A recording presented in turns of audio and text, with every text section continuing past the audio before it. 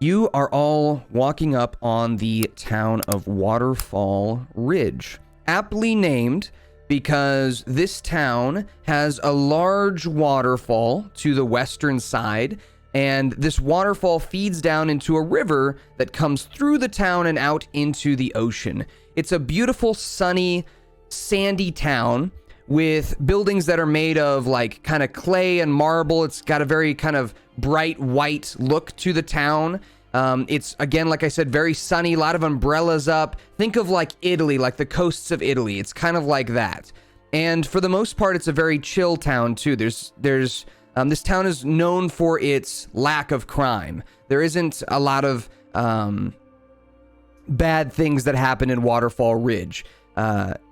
If something bad were to happen here, it would be kind of like news for the whole continent. Everyone would be like, what? Like a murder happened at Waterfall Ridge? Like what? It's kind of special in that way. It's a very kind of laid back, chill town. And as you're approaching, you can hear the sounds of bells ringing in the distance. Sounds like it's about noon as you're rolling up to the town, and the bells of the tower in town are ringing. You can actually see it. It's the tallest building in the whole town. It's a big clock tower made of marble and stone, and it is dinging and danging as you're walking up to the town. You can hear the voices of people, and they are discussing, talking, laughing. You can hear kids giggling, and you see a couple youngsters, orcs actually, half orcs, that are kicking a ball, and they kick it kind of between an alleyway in front of you across the street in this town, and they kind of run off out of view.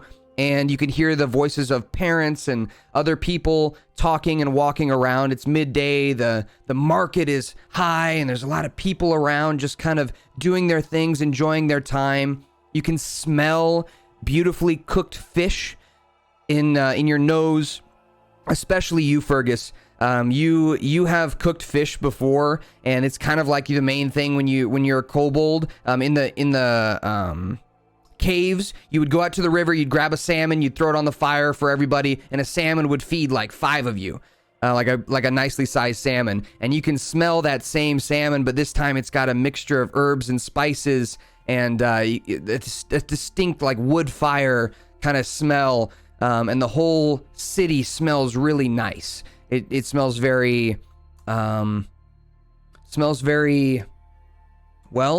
welcoming. So as you guys are approaching, nobody seems to really give you much of an eye. There's no walls around this town, so there's nothing kind of blocking you. And here are the few places I'll give you to give you as like touch points, places that you recognize that you're like, okay, maybe I should go explore that. So one is the marketplace here in Waterfall Ridge. The marketplace is vast, and it spans both sides of the river that run through the town.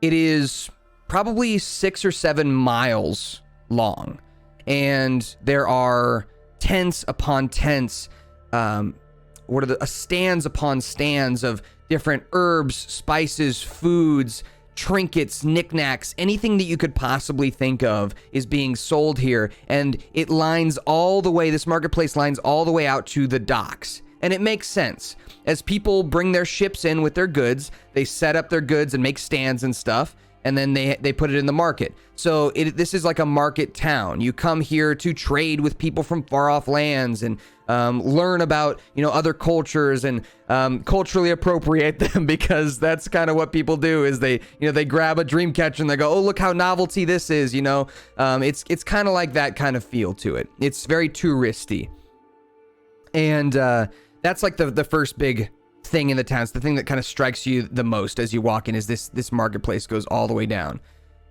The next place is, of course, the docks itself.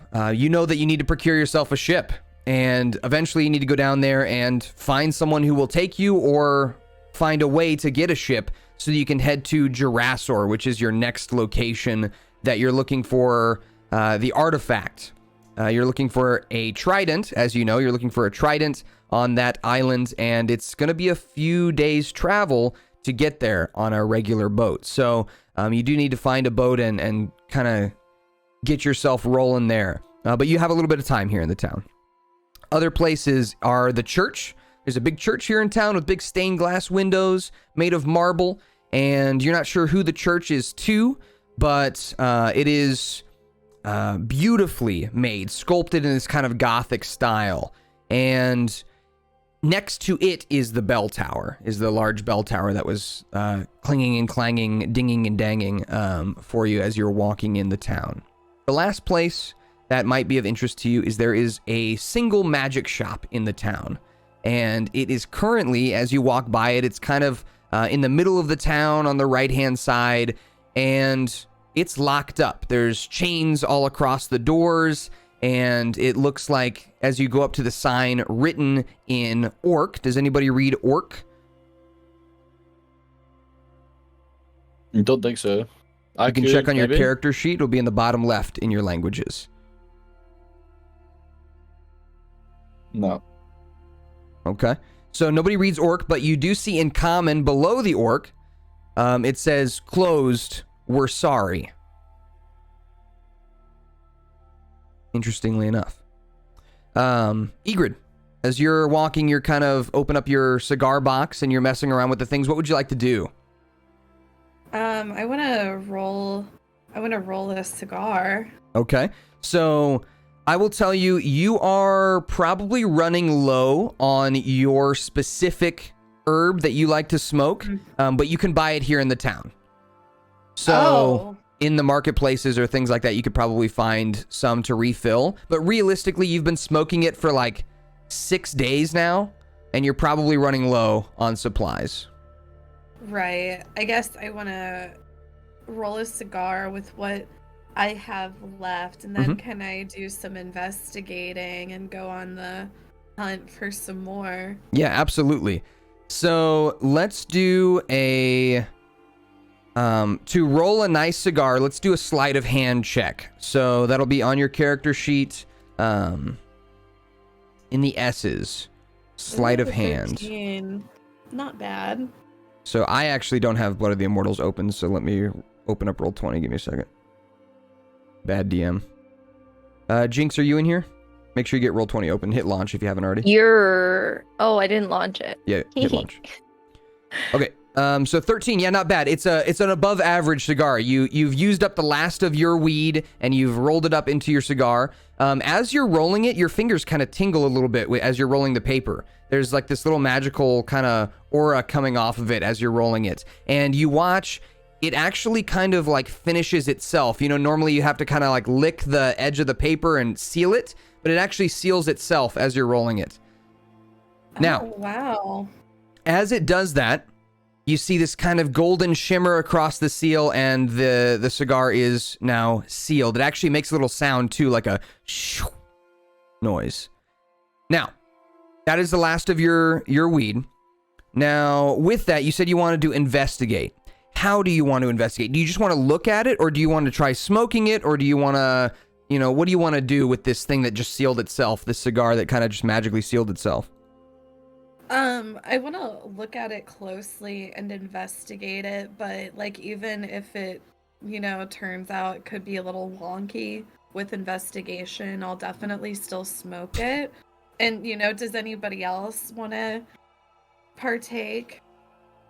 I would like to buy some, just a jar of some. A jar perhaps. Of weed? Yes. Okay, so you can do that in the market. We'll do that after this. There's plenty of people selling weed. I'll have a cigar. Okay, so you're gonna take a hit from the cigar as well? But yeah. I'll take a hit right now, and then I'll give you some more weed later to make up for, you smoking me out right now. So yeah, I smoke too. All right, so let's do an investigation check from Egrid first, because she just wants to look at it first. So investigation there. Okay, so 10's pretty average. So looking at it, it looks like a nicely made cigar. It's a little thin on the cigar side. I mean, normally a cigar is much thicker than this, but you kind of used up the last of your reserve on it. So it'll take 6 or 7 hits before it's probably just going to be a butt at that point. But you're you're not sure what exactly, like, magical abilities. You're not sure with that 10. It doesn't really give you information on what the magical abilities of the cigar are yet. Okay. So you're just going to take the leap? Yep. All right. So you take a hit from the cigar. Please roll me a Constitution saving throw. Constitution saving throw. Top left of your character sheet in the saving throws box. I never thought we'd be like having a smoke session D&D. Okay. I would say, Egrid, you have advantage on this one, so go ahead and roll twice and take the higher number. I know you already got a 21, but we'll see if you get anything higher than that. So roll again. Okay. Shisa, go ahead and roll a Constitution saving throw as you take your hit, and then Fergus, go ahead and Constitution saving throw as you take your hit. It takes a minute to activate, so I would imagine you kind of pass it as soon as you take your hit, and everyone just kind of gets their hit in before anything happens to anyone. Right. Okay. All right, so the only thing that this Constitution saving throw is doing for you is it's deciding whether or not you get high off of Egrid's weed. Okay? So this has nothing to do with the magic at all. So Shisa and Fergus, you get a nice buzz from your hit. Okay, Egrid, you're probably gonna need to take a couple more hits to really feel much of anything. But as you all are kind of sitting there talking about it and talking about how it tastes really good. It tastes with like kind of a hint of this kind of burgundy, almost whiskey, because of the paper that you use. This magical paper kind of has this kind of whiskey burgundy aftertaste to it. And as you're sitting there all kind of thinking together, Leon is like standing with his arms crossed, like looking at you all, not really smoking. And same with Victor, who's also with you. They're just kind of watching you. And as you're doing that, you all kind of blink a couple times. And then your vision kind of blurs into this black void. And you can see each other. The three of you can see each other, but Leon and Victor disappear. And as you are looking at each other, you start to hear a voice. Yeah, it's gonna be, I don't know, probably at least 80 gold pieces if I'm gonna take you all the way to Jurassor. And then you hear... What?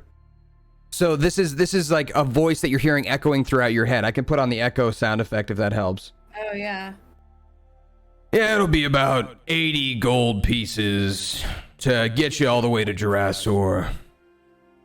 If you would have approached me with some kind of information about what's going on in the neighboring town, I probably would have given you a ride for free. And then your vision kind of fades back into your regular vision.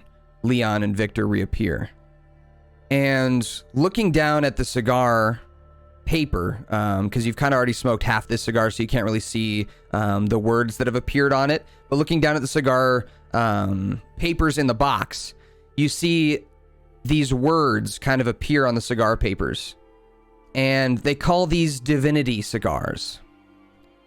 So what they do is they allow you to see briefly into the future.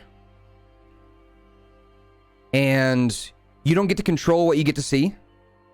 But when you smoke these cigars, it will show you something that is meant to happen in the near future. And now you have a decision whether or not to make that happen or to change it. It's not something that you have to let happen the way you saw it. So in this case, you heard one of the dock hands or one of the captains at the docks telling you how much it would be for a ride, 80 gold pieces to get you to Jurassor. But he said he'd give you a ride for free if you brought him some information from the neighboring town.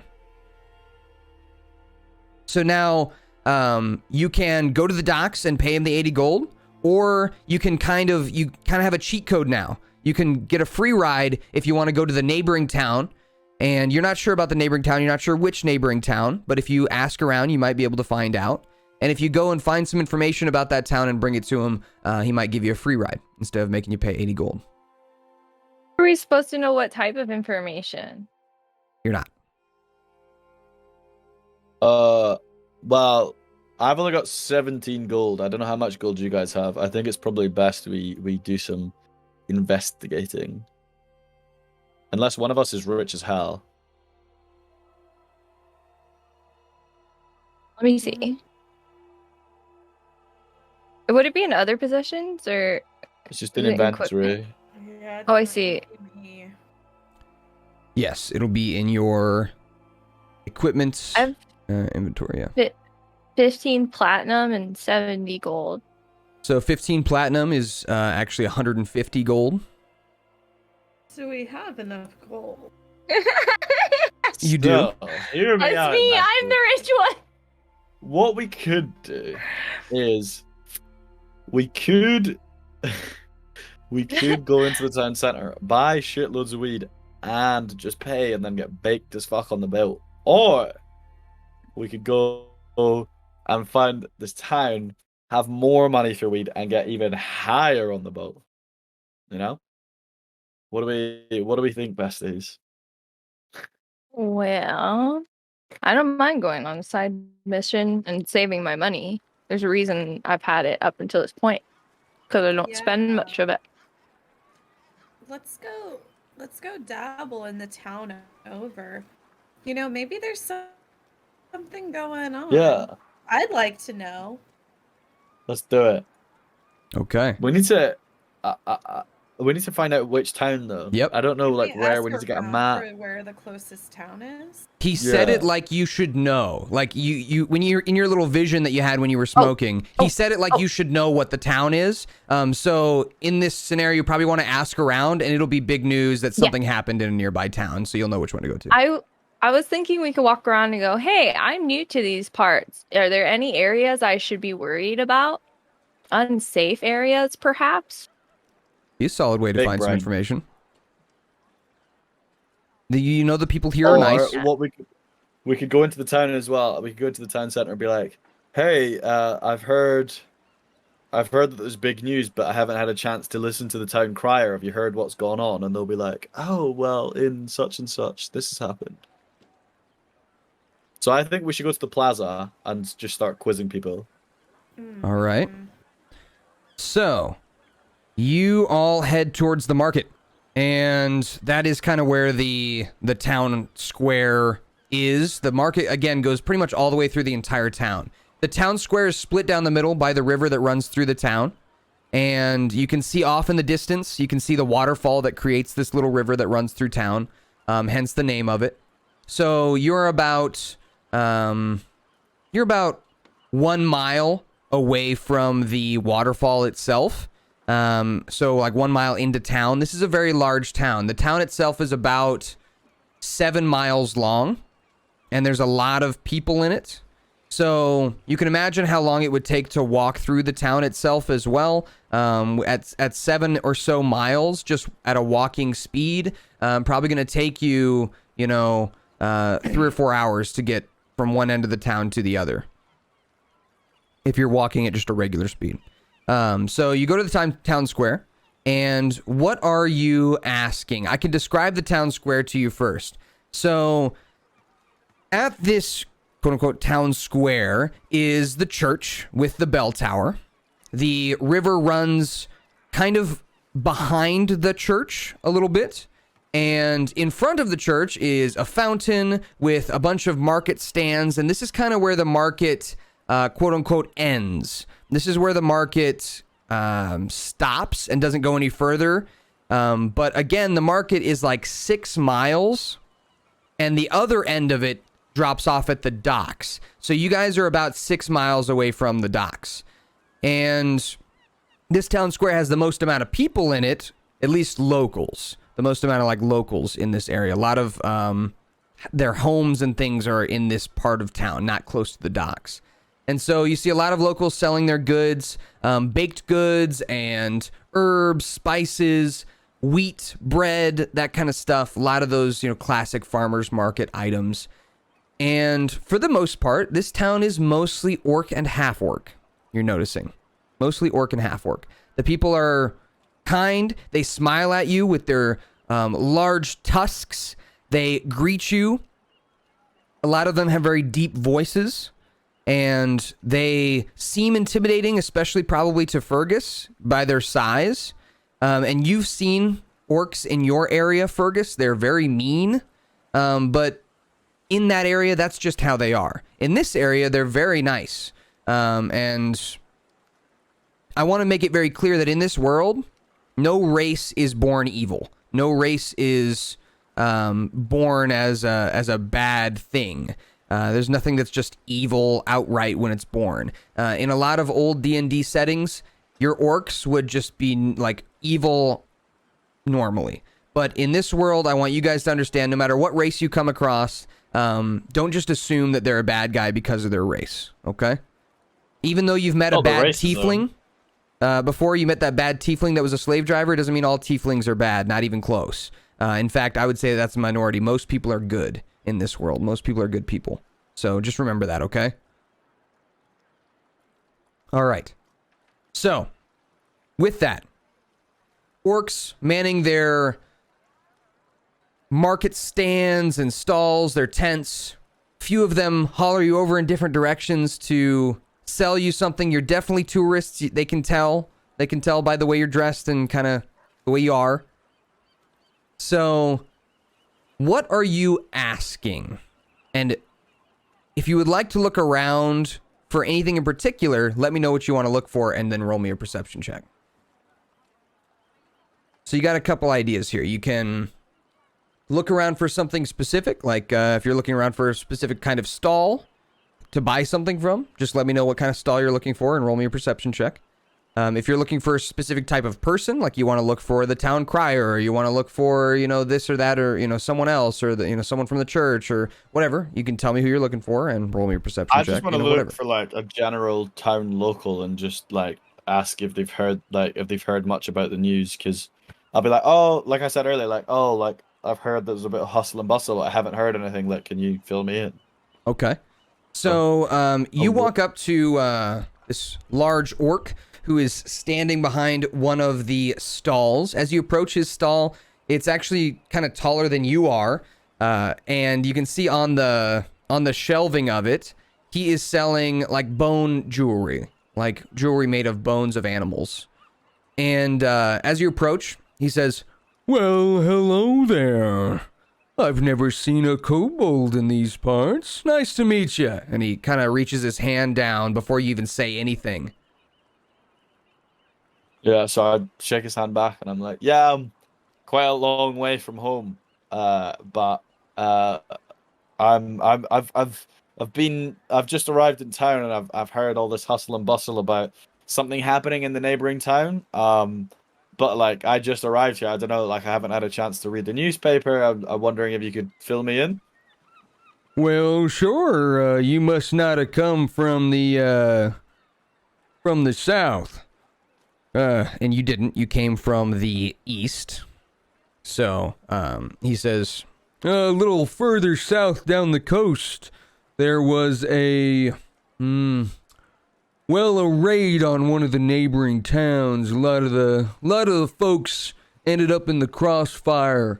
Not really sure exactly what the conflict was, but the town was raided. A lot of the people ended up getting hurt, and even some of our locals, they have family down out that way, so they left town to go check on them." What's the town called? Sorry. Yeah, it's called Rockport. Rockport. It's about 10 miles or so south of this town. It ain't too far away. Nothing's really come into this town to bother us, though. Nothing ever really bad happens here in Waterfall Ridge. You looking to check out the town, Rockport? I don't know. Me and my friends, and I point to Eager and Susan and Leon. I'm like, "Oh well, we just got here. I don't know. we're a bit worried about the news, so we might take a ship and go elsewhere. Yeah, well, good luck procuring a ship. There's a lot of people trying to get ships as of recently, but if you're wealthy enough, I'm sure someone will take you. Probably 70 gold pieces or something like that. But feel free to stick around in town. It's a real nice place to kind of get some goods and prepare yourself for a long journey. Where you guys headed? He seems genuinely curious. Seems like a nice guy. Also probably trying to get you to buy something. Just make you stick around in front of his stall. What was the town? Where are we going again? What's it called? It starts with a J, right? Yeah, it's an island. The island is called Jurassor, and you know that most people would be like shocked if you said you were going there. Well, what's all on his stall? So he's got necklaces that are made of like the teeth of sharks. He's got bracelets that are made from like the finger bones of what seems like a bear, like claw bones. I mean, not finger bones. That was a weird way of saying that. Claw bones of like a bear. He's got an amulet made of bone that looks like it's the body of a bird that's encased in a glass orb. Like the bones of a bird. Okay, bones. Yeah. A lot of bones. Yeah, it's pretty much all bone jewelry. Nothing seemingly magical, but aesthetically, if you want kind of like a bone jewelry look, he can probably get you anything you want. I'm more of a gold type of girl. Nothing super gold here. Very tribal. Well, we're actually looking to go to Jurassor. You see his eyes get all big. What makes you want to go to that damn place? Apparently that's where my dad's from, and I only found out I had a dad 24 hours ago. So, yeah. Everybody's got a dad, little guy. That's how it works. Yeah, I mean, yeah, of course, but I didn't know who my dad was until 24 hours ago. So, just kind of trying to track him down and ask him where the fuck he's been. Well, if he's on Jurassor, I hope he's still alive, no offense. Why? What's happened in Jurassor? I mean, the city itself is, not city, I'm sorry, the island itself is, no one really goes there. It's not a place where a lot of people go because, well, from what I've heard, there's monsters all across the island, just roaming around, giant things with huge teeth bigger than these. He holds up one of his necklaces. Listen, if I had the time, my friend, I think you'd understand why a big tooth does not scare me. The shit that me and my friends here have been through the past few weeks, a few monsters ain't gonna scare us. I see. And, did I catch your name? Name's Titus. My name's Fergus. Lovely to meet you, pal. Oh, Fergus. Fergus and Titus. Does that rhyme? I don't know if that rhymes. Anyway, what about you? Person. And he's pointing to Shisa. Oh, my name's Shisa. Hi, nice to meet you. Hi, Shisa. Are you, you okay back there? And, he's looking at you. You're kind of high right now. Your eyes are a little bloodshot. Oh, yeah, I'm just a little tired and famished from the journey we just went on. I just need a little bit of rest. I see. You can see his nostrils are flaring, and he says, "I see you all partake." Oh, do you partake as well, or do you know anywhere we can get some more? We were kind of running a bit low. He smiles his big toothy grin, and he rummages around underneath his stall and pulls out this big bong that's made of bones. Oh wow, that's beautiful. Yeah, it's Wait got a second. all kinds of designs and stuff on it. It's not. I want it. It's not loaded, is it? Can I take a? Or is this He for says, sale? all I got left in here is residue. I was actually gonna go out and buy some myself. Do you have any more of those bongs for sale? Well, let me look. He turns around and behind him is a small tent with like some barrels and boxes in it. That's like his supplies. And it's got a tent because it covered itself from the rain. He goes into that small tent and comes back out with a similar looking bone bong and brings it over to you. It's got a few scuffs on it, but he takes a polishing rag and polishes it up. All right, how much? Give me 1 second. Let's see. Colin here? Hi. Hold on. You're muted. You for some reason, Colin. Oh yeah, you're In just Discord. There you go. There we go. Nice. Okay, So sorry I'm so late. You're so good. It's all good. I'll give you a catch up on what we've been doing. Give me 1 second here. Let me fix the regions for us. Okay, so I work wound up going a little bit late today. Hey, you're all good. Thank you for being here. Heat stroke, so how was work? But no, of course. It was great. It was great. Up until the end of the day. It was like we're in the middle of like a massive heat wave in Pennsylvania. I mean, the East Coast is all getting swamped. Yeah. And one of my little ones had went down in the heat, so I had to like there was a lot that happened. But are you said you're lifeguarding or are you no, camp so counseling? I'm a camp counselor, so I'm responsible for a class of 16 kids. They're all 8, and I want the world for them. I love them so much. That's awesome. But yeah, it was just a really, really hot day. Yeah. Well, thank you for being here. Let me set up these regions, and we'll get it set up here. Okay. Let me get everything opened up. It's D&D Beyond and Roll20, right? You got That's it. it. Yeah, and I'll get you caught up on what we've been doing. Because we haven't done a ton yet today. Okay. Jinx. Yeah. And then, is that all of them?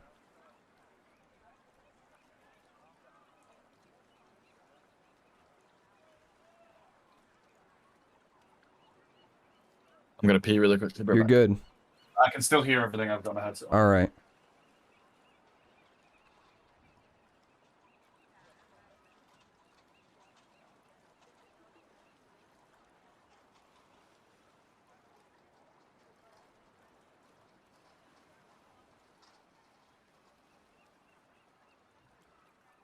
Okay, almost ready.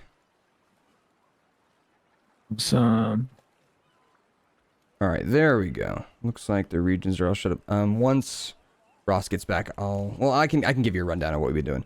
So, you ready? Perfect. Mm-hmm. All right, so you guys found yourself in a coastal town called Waterfall Ridge, and it's a market town. Imagine like Italy, like the coast of Italy. So it's really nice marble buildings, all kind of beautifully pristine white. And the people are really nice and friendly. It smells like, Italian food and fish. And it's just kind of like a really beautiful town where nothing really bad ever really happens. As you guys have arrived to the town, I think there's only been like 2 major things that have happened. So one is you guys got an item last session that was like a magical cigar box. And the 3 of them partook in smoking a little weed using that cigar box and figuring out what the magic is. Did you want to partake in that? I declined for Leon, but if you would like to retroactively, that was the right call. Okay, all right. I don't know if it'd be Leon's lifestyle. Okay, fair enough. So what it does is it allows them to see briefly into the future, but it's a very short amount of time. And in that brief glimpse of the future, they heard the voice of one of the sailors at the docks. Who would sell you like a trip to the next place you're trying to go. They heard what the price would be for getting a trip to Jurassor, which is the island you're trying to head to find your dad. They heard what the price would be. And then they also heard that they could get the trip for free if they found out some information about a neighboring town. This neighboring town is called Rockport, and there was a raid that happened on Rockport and a bunch of people died and bad things happened. And so not a lot of information has made it here to Waterfall Ridge. So the people here are kind of looking for any information from outsiders, and you guys don't have any currently. But if you were to have that information, it would be valuable to the people in this town. They want to know more about what happened to their neighboring city. So Okay. And they're all too scared to go over there, right? Because it just was raided. So that's kind of where we're at. The last thing that we've been doing is you have all been talking with an orc that runs a market stand, and he sells like bone jewelry and stuff, bone accessories. And he was just talking to you about he's the one who told you about what happened in Rockport. He's the one who told you that it was raided and that there was some bad things that happened. And he also partakes in weed, so they've been discussing with him about where to find some more weed to buy. And so that's kind of where all we've been at. So the plan right now is to, I believe, for the group, correct me if I'm wrong, Ross or Jinx or anybody, you can correct me. The plan is to go find out what happened to Rockport and bring that information back so you can get a free ride to Jurassor, your next destination. Is that the idea? I like it. Yes. Yeah. Okay. So you got your bone bong, Shisa. He hands it to you, and he tells you, "I'll sell this bad boy to you for 5 gold pieces. That's half a platinum." All right. I'll just buy it for that. I don't want to swindle this guy. He's really nice. So Okay. I'll just give him the... All right, so mark up. You what can is it? either subtract 1 of your platinum and add 5 gold to your inventory, or you can, if you have gold, you can subtract 5 gold from your inventory. I think I'll just subtract 5 gold. All right. Mm. So you have a bone bong. All right. Woo! So, do you know where the good stuff is at?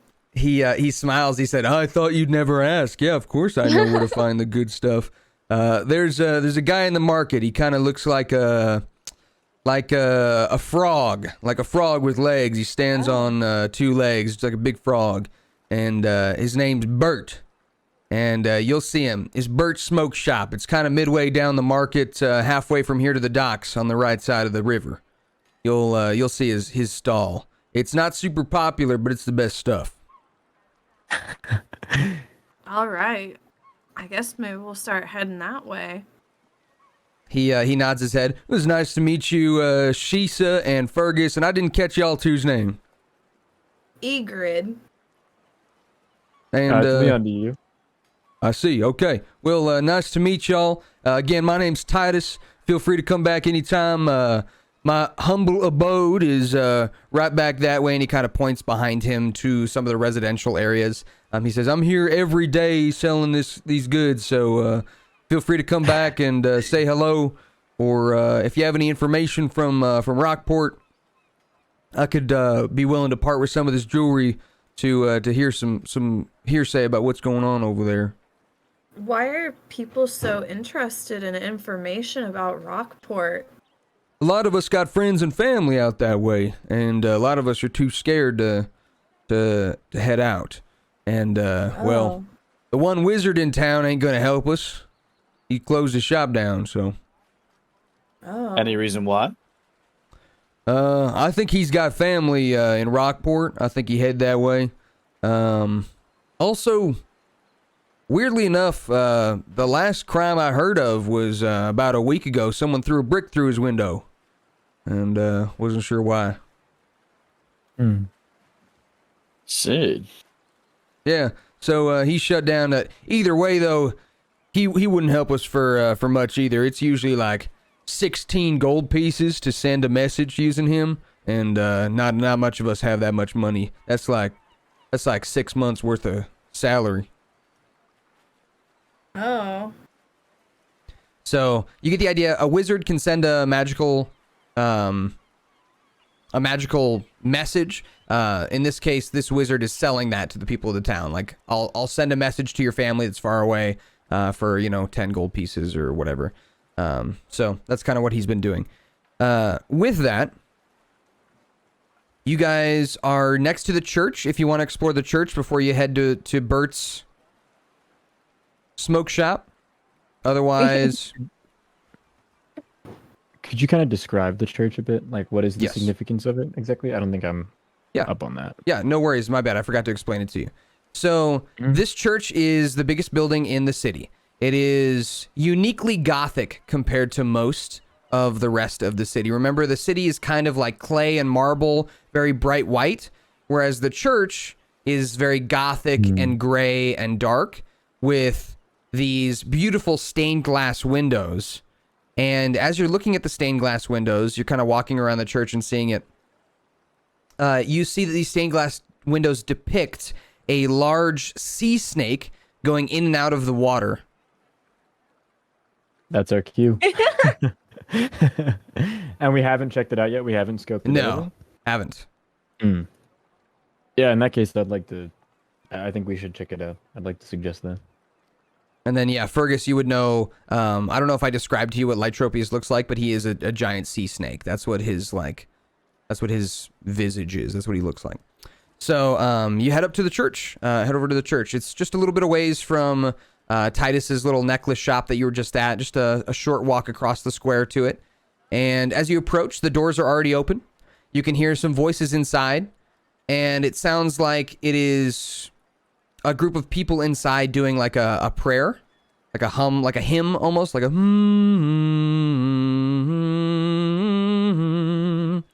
it kind of echoes throughout the chamber. But it is open, and you actually see there's some other people that kind of look like you, like tourists, standing outside, like looking in but not going in, just looking in and kind of checking it out. So as you approach, you can see inside there's about 15 people inside. They're all standing on the pew, or what's it called? The pulpit, I mean. Standing on the pulpit, which is like the place where the preacher would stand.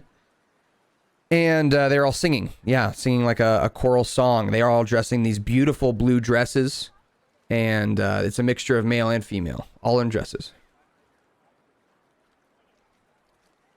Doesn't seem like there's anybody leading them either. Just like the group of them. So they're just hymning away, yeah, without any lead. Yeah, and they're facing you. So as you're kind of standing at the front of the church with the other touristy people who are looking in and not really going in, you're just kind of looking inside the church right now, and they're all kind of facing you, singing outwards towards you. But there's a large, swath of those pews where people would normally sit. Those are kind of standing in between you and the singers. There's about 100 feet worth of church between you and the singers. And it's beautiful. It sounds really beautiful. It actually has almost like a wave feel to their singing. It goes in and out of your ears like this kind of beautiful sound wave.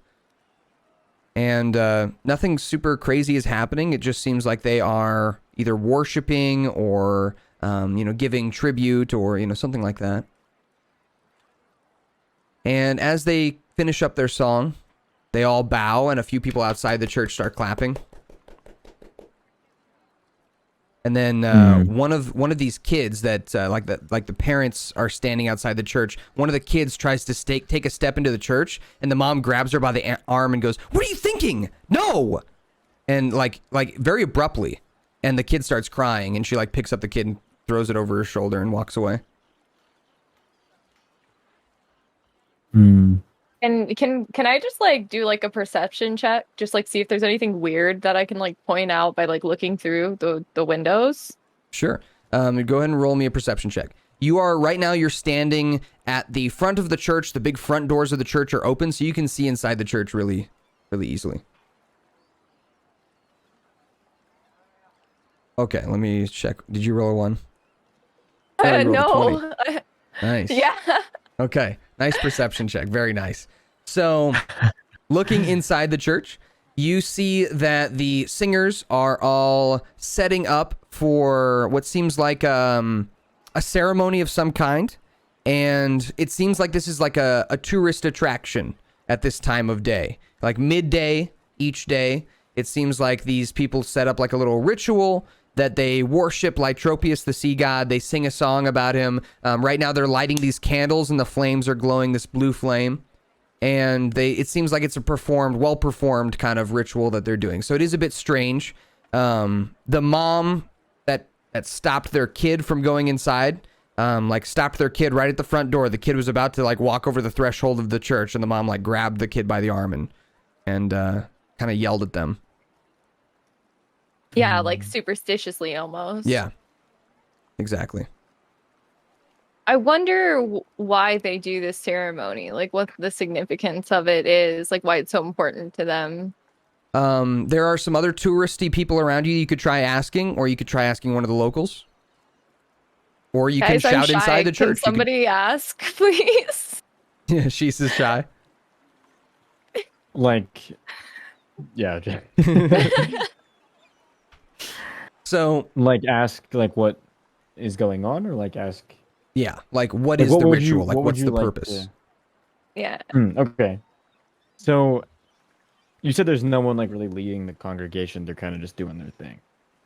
Is there anyone like besides this like mother-son combo that Mhm. sticks out in the pack? I'd like to speak to actually anyone else. Sure, yeah. Roll me a perception check, please. Yes, for sure. I'm trying to avoid some church Karens, please. and thank you. Definitely a church Karen. You got it. What's the significance of this ceremony? Yeah, Well, yeah, have you exactly. Wow, that's 2 20s in a row. We got a 21 from Shisa from the last perception and a 22 Yeah. from Leon for this one. Very nice. Okay, yeah, looking around, there is a tour guide that is standing with an umbrella up, and there's people behind him, and he is giving a little speech about the church if you want to listen in. Mm. You wouldn't have Could you, seen like, him otherwise, describe but him he's a little kind bit of, for me? you know, with your natural 20, you got a tour guide that knows everything, basically, is what I'm giving you. Right. So, Buggers. what do you want me to describe? I'll describe it. Like, is he like a like? Could you give me like a picture of like Yes, what this guy kind of absolutely. looks like? Is he like a little man? Is he a big dude? Is he a Yeah. woman? So, Like, what's he is going on here? he is an orc. Is he Hey, a man. woman? I love that. He is an orc. Very tall. He's about as tall as you. Kind of thin Okay. though, like thin and lanky. He's got olive green skin and a big underbite. He's wearing glasses that come down to like the end of his nose, and one of his ears looks like it's almost like ripped all the way off. But it's not bleeding or anything. It looks like it's a big scar on it, like he was attacked or something like that. Okay. He's got this big black umbrella up that he's holding up, and he's talking to a group of people that are surrounding him, and he's kind of speaking outwards towards them, and they're all listening, like a tourist group would be. So he is not super intimidating looking at all, and from hearing his voice, I mean, he talks very friendly. He's a tour guide. He speaks very friendly. Mm-hmm. He says, "Well, folks, welcome to the Church of Lytropius, one of our greatest," it's kind of like that kind of thing. Mm. So is there anything you want to do before you listen in? No, I just like to kind of just listen in, lean in. Okay. So you Is it like a pointed big out to crowd? the rest of the I'm group. gonna go to the Everyone's able to bathroom listen really in. quick, but I'll be right back. You're good. All right, so everyone's able to listen in. He says, "Welcome, everybody, to the Church of Lytropius. Today, the congregation is setting up their daily ritual to give thanks to Lytropius for the wonderful rain, sea, and all the water that we procure here in the town." And all the people are like oohing and awing. And he says, "They start off the ceremony by singing a beautiful hymn, which you all just heard. Now they are lighting the ceremonial candles, which will be blown out one by one by the mysterious force of Lytropius." And they all go, "Ooh, ah." And he says, "Once the candles are all blown out, the church congregation will march to the river that separates this city into a north and south half. They will march themselves to the river and get in the ceremonial boat, and they will sail out to sea across the horizon. Later in the night, they will come back after they have made their trip out into the ocean, and they will bring back their goods. They have a special island that they dock on, and they bury goods and bring back goods. And tonight, I'll bring you all back here. We'll come back around 8 o'clock p.m., and we'll see what kind of beautiful goods they have brought back." So, that's kind of how he describes it. Okay. Roll me a religion check. Yeah. Okay. Religion check. Anyone who would like to roll a religion check totally can. Oh boy. I have Wait, there's a +3 to religion my check. religion, What? so Religion check. Religion check. Ah ha ha. These are all really good checks. Troubled childhood check. Traumatic childhood. All right. So with an 18, a 22, a 15, and a 16, that's good enough, I would say, for all of you to recognize there is a bit of strangeness here. There's I was gonna say there's something strange about the ritual itself. First of all, why like the candles being blown out thing is strange. Like that is like it's almost like a magic trick that doesn't need to happen. You know that your dad is locked away in a trident on an island covered in monsters called Jurassor. You know that's where your dad is. Out birthday candles. He's not blowing out candles. Also, these church people sailing out and coming back with goods is strange because your dad is not known as a gift giver. It's not part of worshiping Lytropius to get gifts. Maybe to give gifts, to give offerings to the sea, sure. But to bring back gifts is strange. Like, think of any religion. Like, receiving gifts instead of giving them is strange. Yeah. It feels like, even when you were just talking, like prior to this check, it just feels very, like, grifty. You know what I mean? Like, it feels like a big hustle. Yeah. It doesn't feel like a church. It feels like we're in Disneyland. And as soon as you kind of realize that and it clicks in your brain, the tour guide walks over to a slot that's on the wall of the church and he says, if you would like to give a donation to the church, you may slide your gold coins, silver pieces, or platinum pieces if you are so inclined into this here slot. And the church will use them to continue to build on the church and make things better for everyone here in the town. Egrid wants to give some money to the church. Let's see, how much do I have? I have 23 gold. Can I give 3 gold pieces to the church? Yeah, as you walk up and slide some gold pieces into the slot at the church, the tour guide. Can I just say I really appreciate what you guys are doing here. Okay. And spreading the word of the Lord. The tour guide, so as you say that, the tour guide kind of nods at you and he says, well, take a look at this beautiful, handsome. He kind of like, he stops. Beautiful, handsome. What do you prefer? I'm Egrid. Stone. Beautiful. Beautiful. Egrid Stone, you said. Guard. Stone Guard. Egrid Stone Guard. Look at this. And he kind of, he waves at you as you're putting the 3 gold in. And he says, now that is someone who is thankful for the gifts of Lytropius. Praise to Lytropius. To Lytropius. Holds his umbrella up. Has the money been like slipped into the slot yet, or is it still kind of changing hands? Egrid has already, like, they've already kind of clinked into the okay, bottom of it, but you can still, talk to her about it, or like pull her off to the side, and be like, no, I'm good, whatever. But Egrid is very religious. You know that Egrid is very religious. 100% going to smack Egrid's hand. But so Egrid, you turn around and you see a scowl on Leon's face. Oh, is there a problem, Leon? The tour guide's walking away now. There's nobody else around you anymore. I just don't buy into the whole. All of this just feels very wrong to me. What do you mean? This just feels like church. It reminds me of my church back home. Exactly. It feels very church. It just this just feels it feels very disconnected from what the way this institution is operating feels very disconnected from how this this pillar of this town should be operating. It feels like a big grift. And it makes me unreasonably angry hearing my father's name used in this sham, this hustle. And it seems like everyone's buying into it.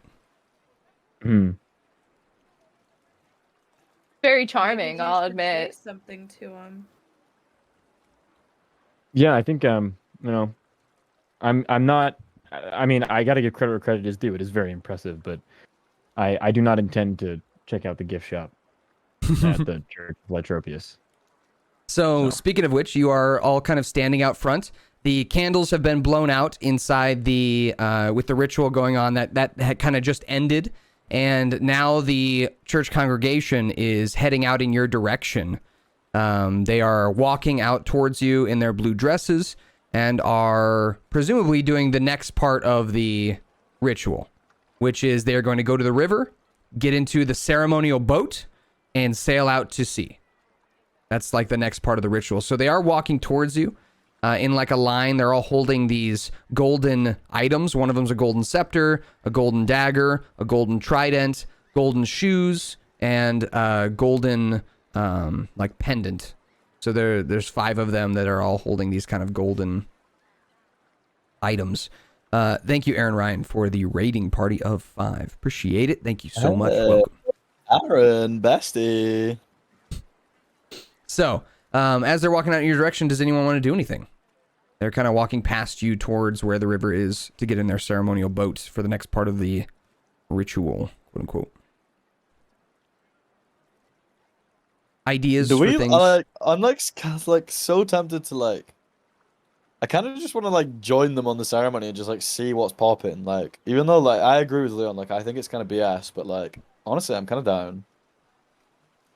Okay. Maybe then, like, you know what we could do? Oh, wait! Big brain. Okay, so we're gonna go on the ceremony with them, right? And then me and Leon are gonna jump in the water and start, like, doing water god stuff. And then people are gonna be like, whoa! And then we're gonna have loads of disciples and loads of followers.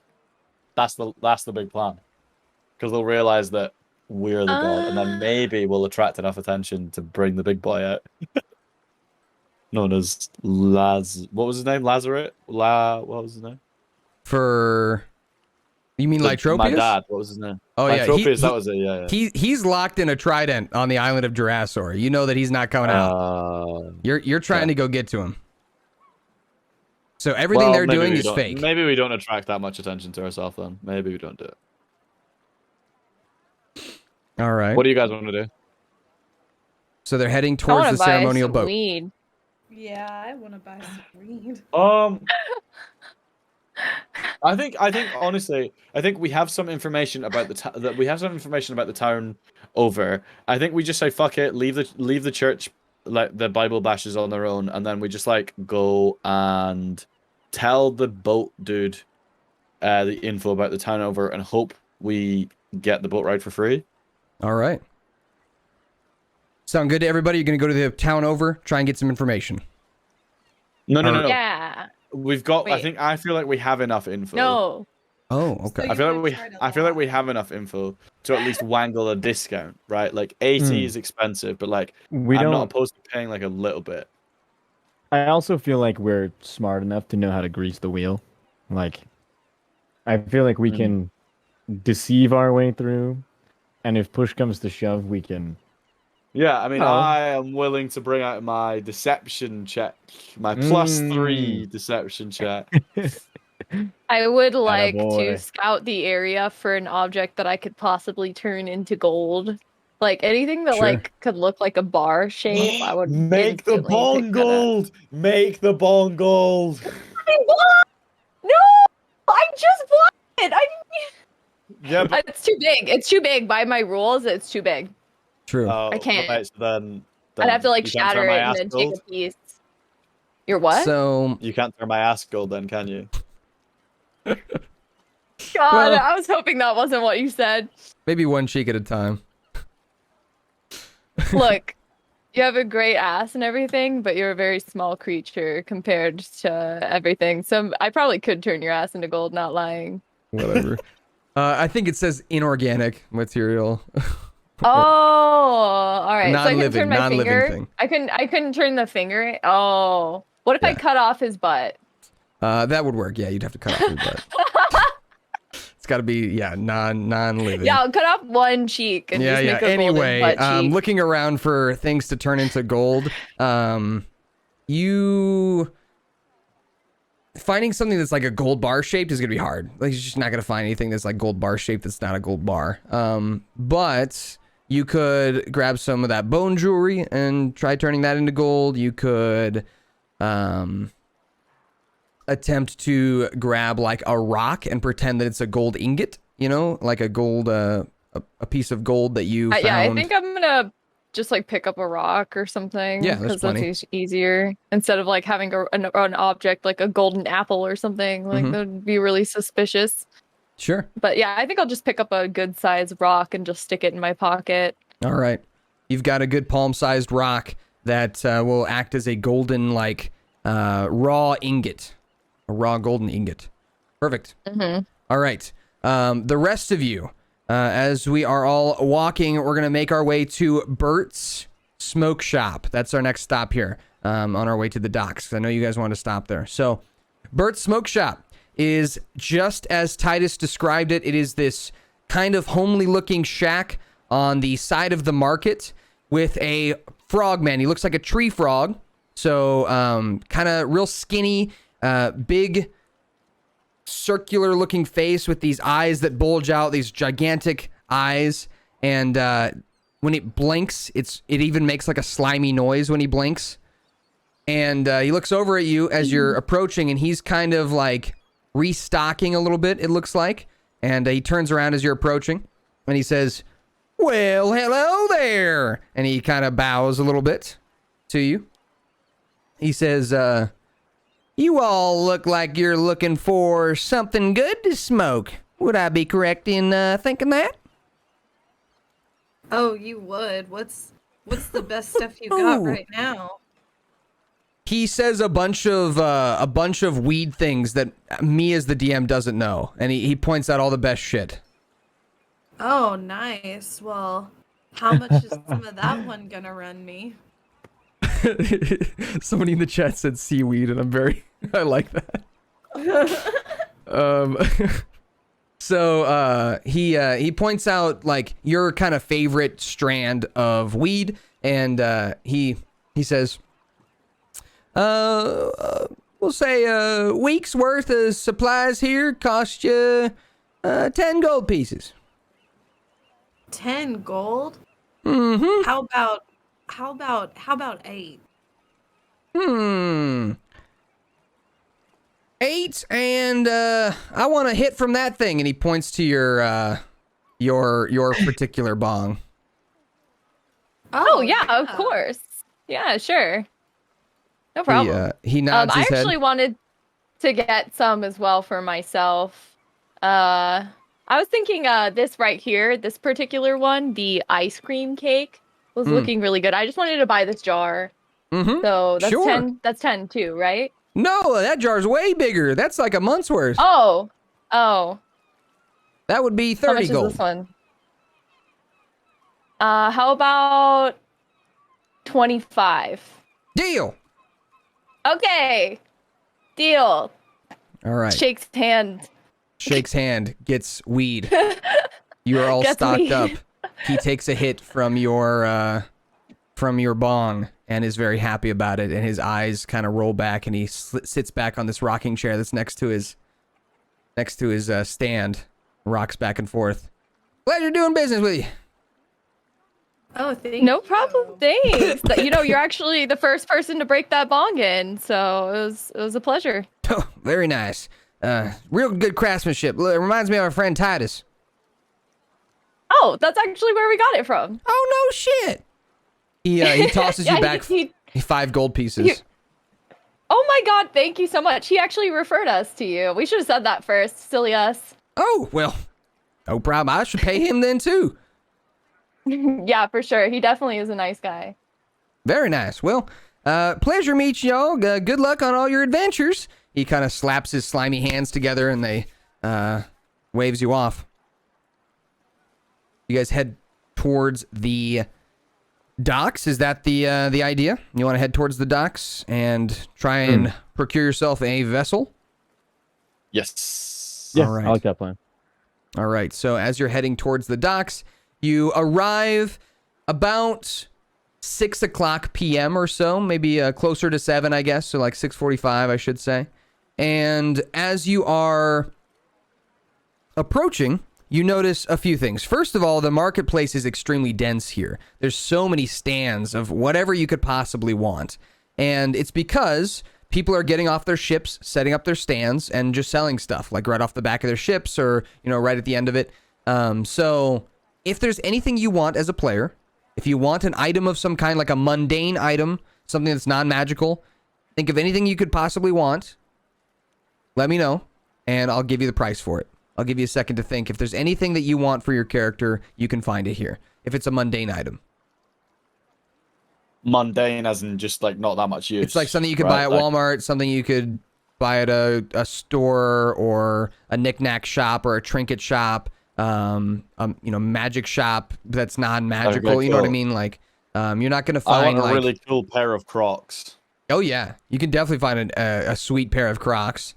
I want a sweet pair of Crocs. It would be 1 gold piece for a sweet pair of Crocs. I'll take it. What color are they? Dude. I'm blue skin, so we're gonna go with like complete contrast. I'm gonna go with like a deep blood red. Oh, no. Deep blood red Crocs, you got it. They squeak as you walk.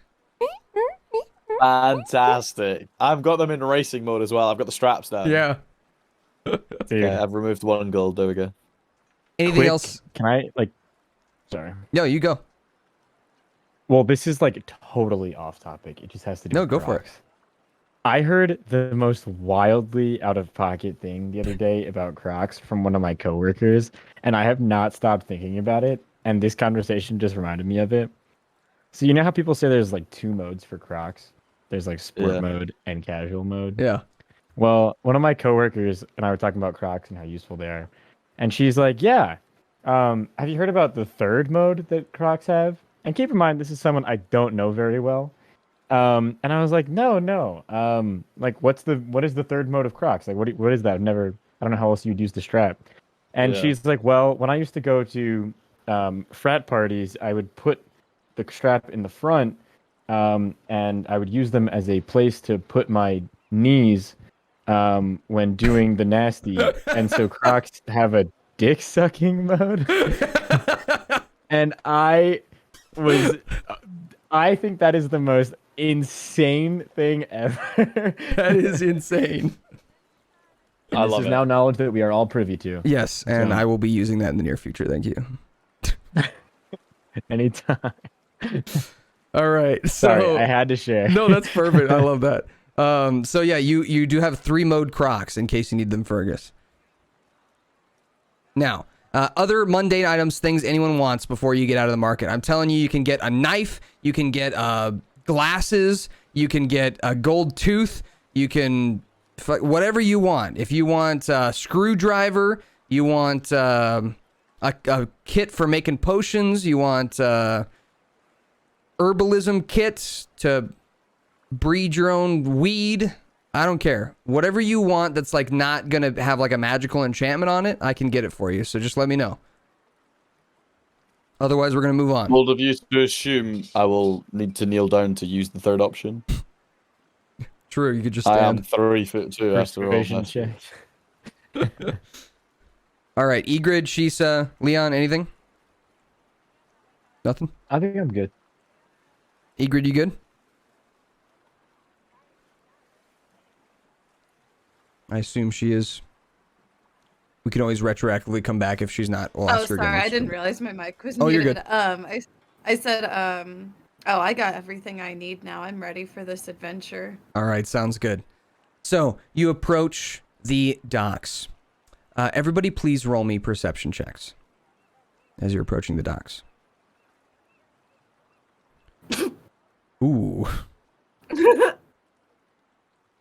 Got a 0 from Egrid.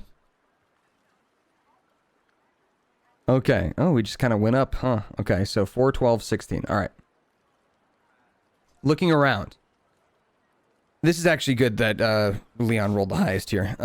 So looking around, Fergus, Shisa, you don't really see anything. Egrid, you definitely don't see anything out of the ordinary. Just it's a docks. There's a lot of people around, a lot of noises, a lot of people bringing stuff on and off ships, different types of people. Leon, as you are looking across the docks, For the most part, seems like merchant ships, just regular merchant ships bringing their goods to and fro, regular sailors, that kind of thing. But you, with your knowledge of piracy, notice a flag at the end of the docks. One that is not super familiar, not one that you've ever seen before, not your flag or any other flag from your past, but one that you've heard about. There is a pirate band, and by band I mean like literal band, like they play music. And their flag is a skull with guitars instead of crossbones. So crossed guitars instead of crossed bones. And their ship is at the end of the dock.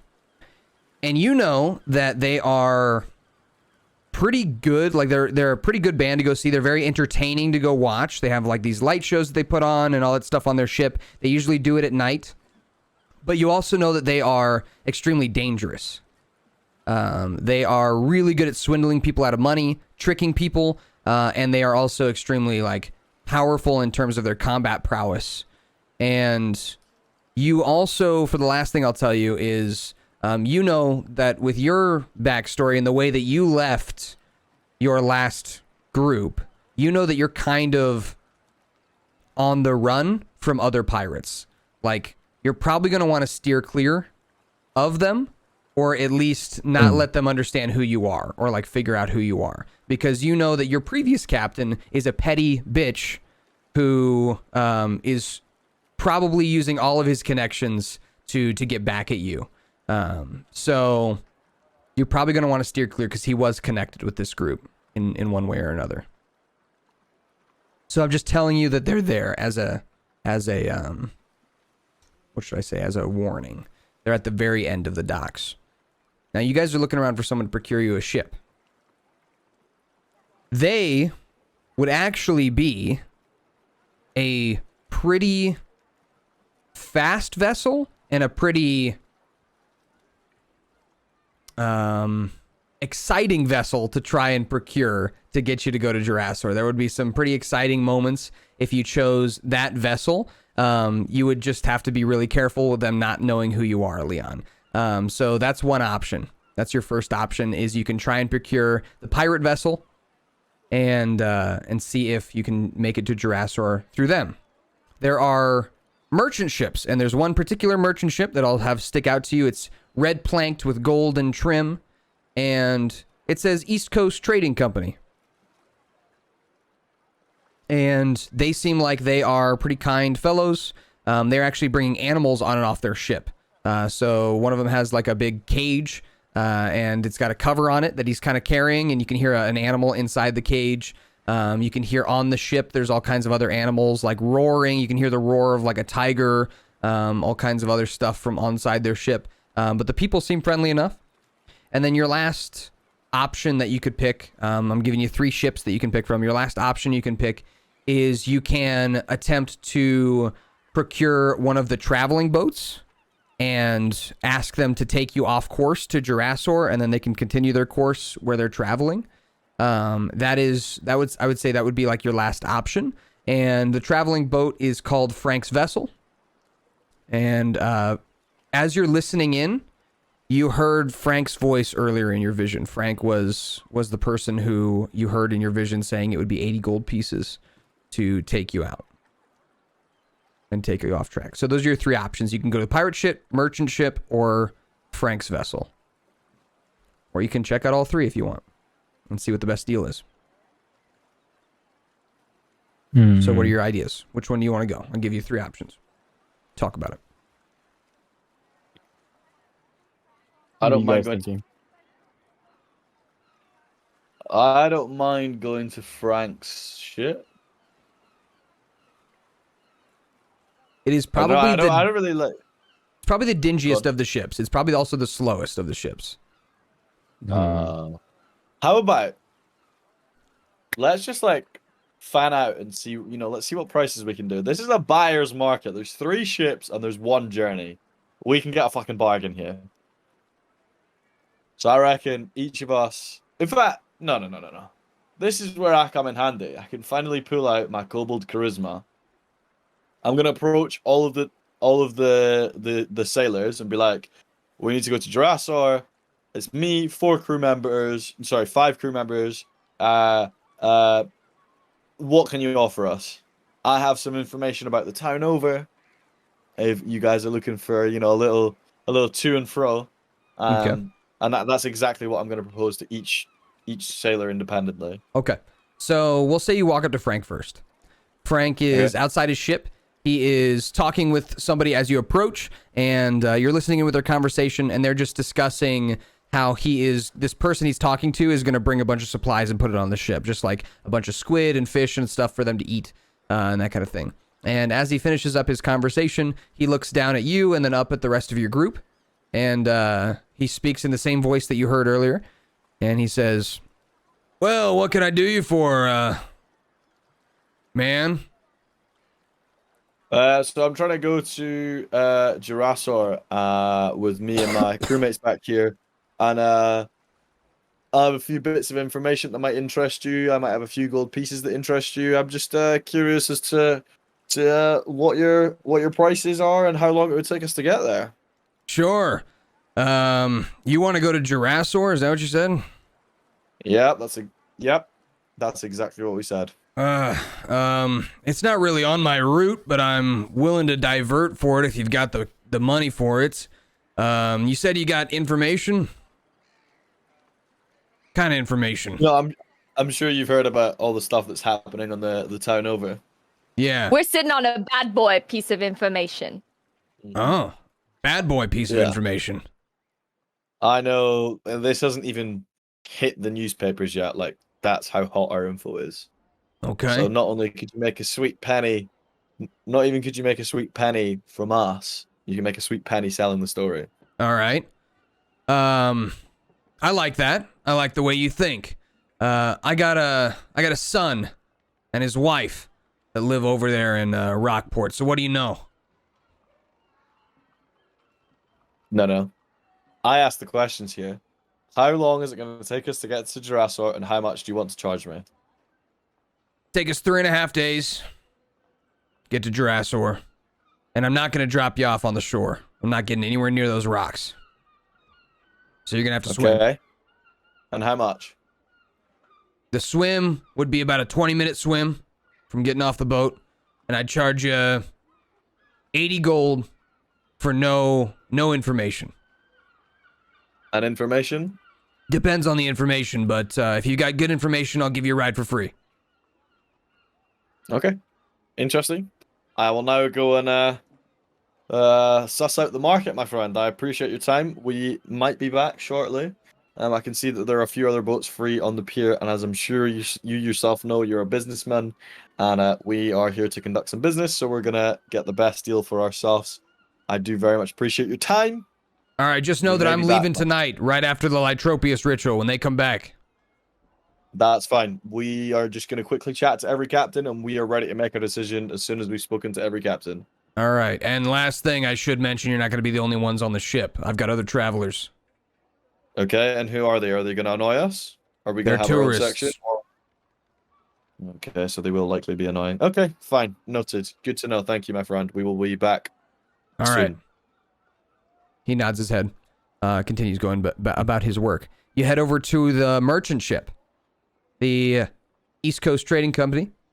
As you approach, the person who's running this ship is a fine-looking elf.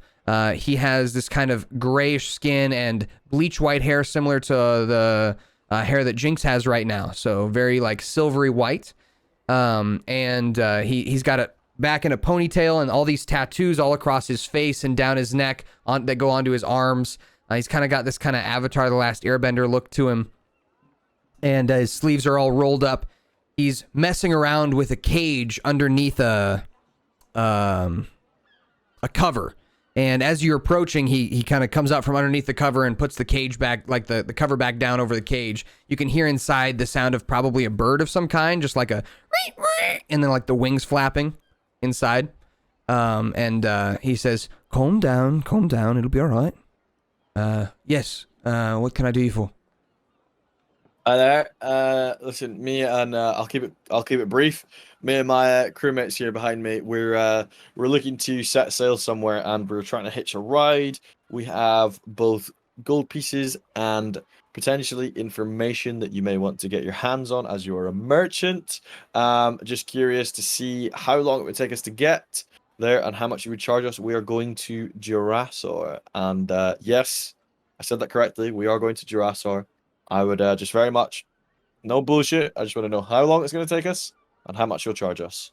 And if you would potentially be interested in information that has yet to hit the press. Information about what?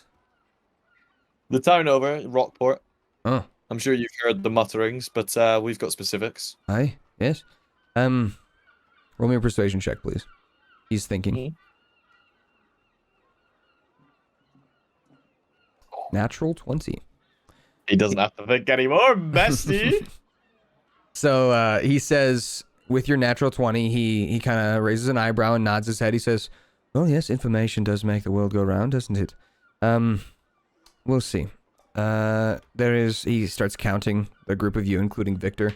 He says, yes, we would be willing to divert a path for a price. If you provide us some information, I would say maybe 80 gold pieces with information, and we can get you there in 2 days. Without information, I'd say 200 gold pieces, or 80 gold pieces and that. And he points towards Egrid's cat. Okay, and how much for the cat and the information? For the cat and the information, I'd probably give you a ride for free. I don't know if I want to give the cat. That's the I gotta light a fire under your ass, somehow. What are you gonna do with the cat? Oh, we would probably do as we do with all animals and What's that? use it for a display in somewhere or sell it to a high bidding buyer. What do you mean use it for a display, like kill it and stuff it? No, never that. No, involve it, make it do tricks and put on a show and things like that. Okay. I don't know. So, what do you guys think? Don't worry, Igorist. Okay? Don't worry. The cat means too much to us. The cat has been through literal wars with us.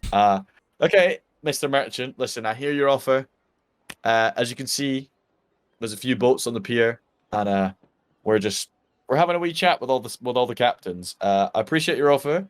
We may take you up on it. We're just going to speak to all the other captains. We are ready to set sail tonight. We just need to decide on which captain is going to take us. So I may be back with an offer.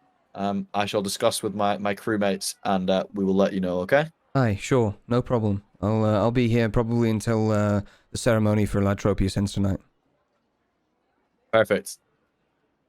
Okay. All right. Move on to the next ship. All right, so this last ship you got to be real careful with, right? Oh, Colin died. Okay, don't say that. Sorry.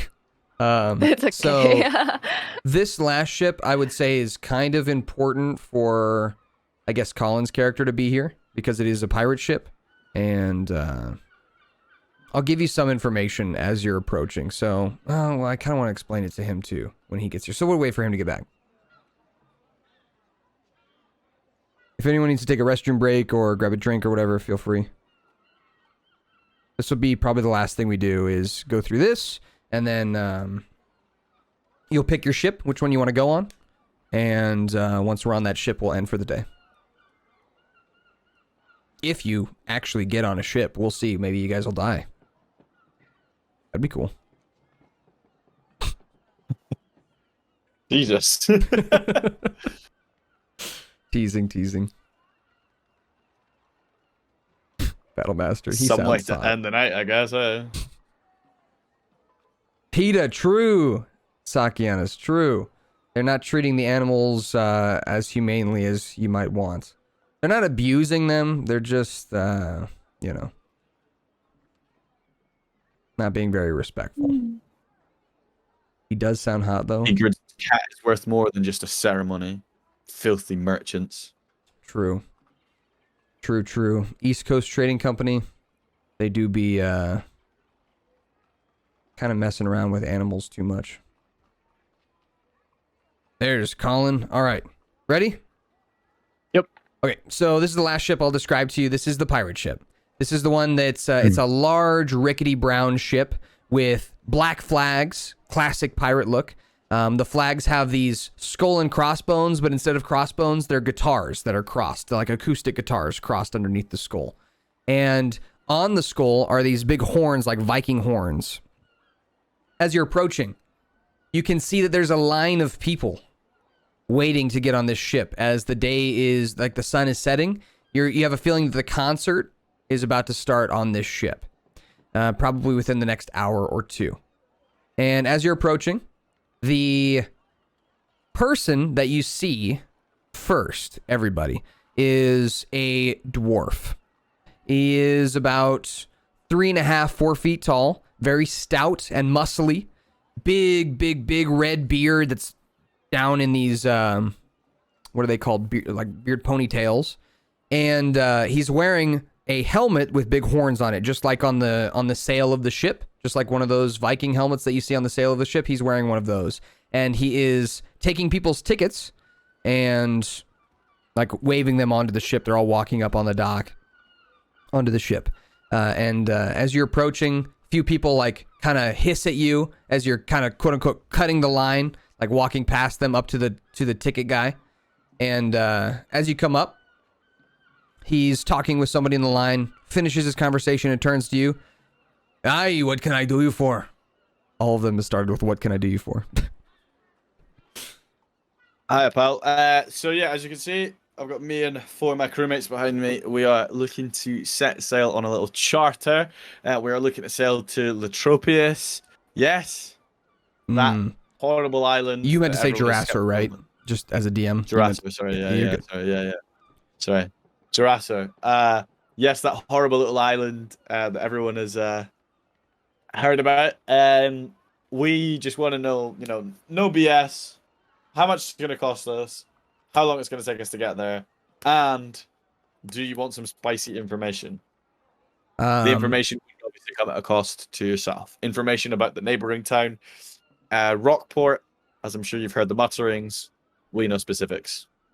All right. I need to know what everyone is doing while Fergus is asking this question. So, to give you a description of the environment, you've got a line of about 200 people waiting to get on this ship. And they are behind like one of those velvet ropes, classic, line, like an amusement park line almost. And standing at the front of this line is the person that Fergus is talking to, the dwarf. He is wearing a Viking helmet, very big and burly, and looks like he's a member of this pirate crew. Around you are lots of people going about their business, just kind of walking around. Every once in a while, someone new will step into the line to get onto this ship. You know that this ship's going to start a concert here pretty soon. There is, again, anything you could possibly want in this area, looking for items, things like that.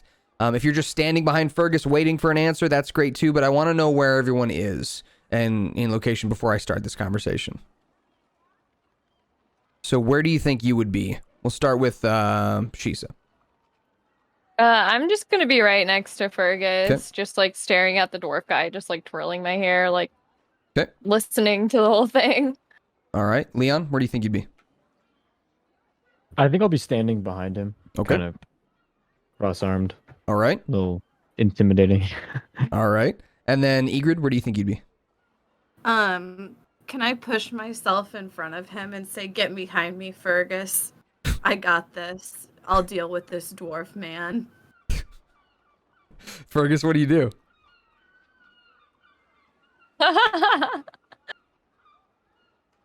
I'm gonna grab Igor's wrist and pull her back and be like, "Listen, pal. Sorry about my friend. She's just getting a little bit land sick. She's ready to set sail and make it to Jurassor. So just bear with her." I swear, dwarf men are so hard-headed and stubborn, and I spit on the ground. No. Roll me Your choice, Egrid, of persuasion or intimidation. Your choice. Whichever one you want to do. +4 persuasion, so. Okay. So as you spit on the ground in front of this dwarf and call him hard-headed, he looks at you and kind of furrows his brow and then wiggles his big red beard back and forth, and he says, "Aye, that was pretty hot." He says, "You want on the ship? You trying to see the concert?"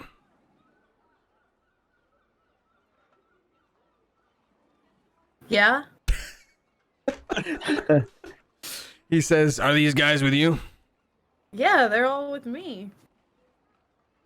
Well, you're all welcome on the ship. Going to Jurassor. Some respect. When it comes to going on Jurassor, I'd say we can take you there. It'd probably take us about a day and a half. We've got a special thruster on the back of our boat, get you there quick. But just so we're clear, that would probably run you pretty steep to go on our ship. Yeah. With her, if she's with you, and he kind of looks across you. Damn right I am. I'd say 150 gold pieces. That's a half off discount because I like her. That's Okay. right. And would my information about the town over Rockport do you any good? Not interested. Not with you. May I interest you in another form of currency? Well, it's gold, but it's not in the typical coin form, you see. And I pull in my pocket and quickly switch the rock from rock form to gold, and then pull it out and show him and ask how much will this get us in for? Hey, wow. That's a nice gold nugget there. I'd say that he puts his hand out for it. You put it in his hand? Yep. Okay. He grabs it and kind of inspects it. He's gonna roll an inspection check. He rolled a 5. Yeah, I'd say this is probably worth at least 50 gold pieces. I'd even bump it to 60 gold pieces for you. That'd leave you 90 left over. Yeah, nice try, pal, but it's at least 75 gold pieces. Roll me a deception check, please, with advantage. So roll twice, take the higher number. With the higher number? So roll twice and then take the higher number that you get. Okay, so we got a 22. He says, all right, 75 then. Okay, deal. And I look back at everybody and give them all a thumbs up, and I go, "Who's paying the rest?" Okay. So listen, right? Is there anything on Jurassor that might interest you? Because we could do a scratch each other's back situation where if you're looking for like a certain, fossil or fur or flower herb that's specific to Jurassor, we could do a little. We could do a little 1-2. Aye. I'd have to ask the band. They kind of run things around here. I'm just a roadie. Okay. Well, give us that nugget back before you board the ship, please. He says, "No can do, pal." Puts it in his pocket. I think we should just take this one. It's the best boat. Okay, fine, but I still want to know. If he wants a thingy, like a 2 or 1-2 or whatever. Can I also roll for that? For I guess speak to the band, right? Yeah, he needs to speak to the band or at least introduce you to the band. He actually hands you. So he kind of digs around in his little sack that he's got. It's like a little purple Crown Royals kind of sack. He digs around in it and pulls out 5 passes. 6 passes. Sorry, 6 passes. One for Victor too, and hands them to you. They are written on them in like this kind of beautiful calligraphy. Is backstage pass. and VIP. And he hands them to you. And he looks to Egrid, and he says, "Hi, what's your name?" Egrid Stoneguard. Egrid. Egrid, I like you. You're feisty. I've always liked that. So, keep these all in line, would you? He points to the rest of your group. Don't let them get in any trouble. Oh, I will. I'll keep a close eye on him. And just know if the band hears that y'all are getting into trouble at all on this ship, I pray for your lives. Pray to Lytropius that you don't get caught doing something crazy, because I can see it in your eye. And he looks at Fergus. Yeah, mate, you watch your mouth, huh? He laughs. He says, "I like all of you. You're As he says that, though, then he looks over at Leon.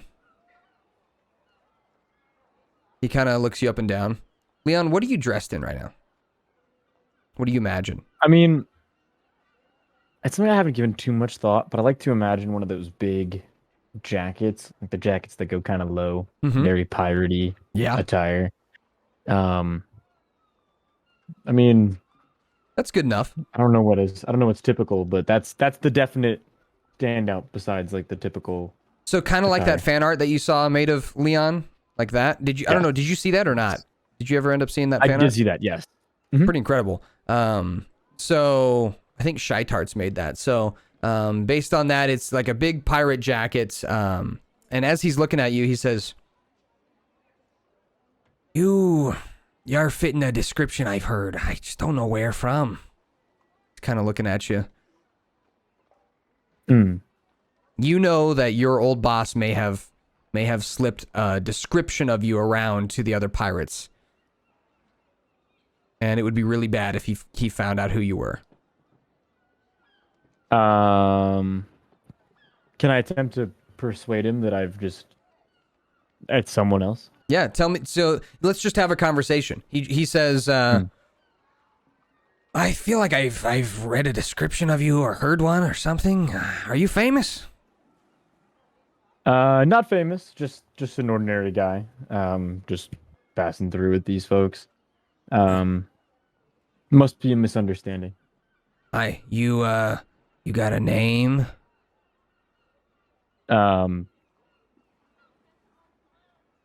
Patrick? Roll me a deception check, please. Oh no. Please. Oh no. Okay. He says, "Patrick." Okay. He seems to believe you.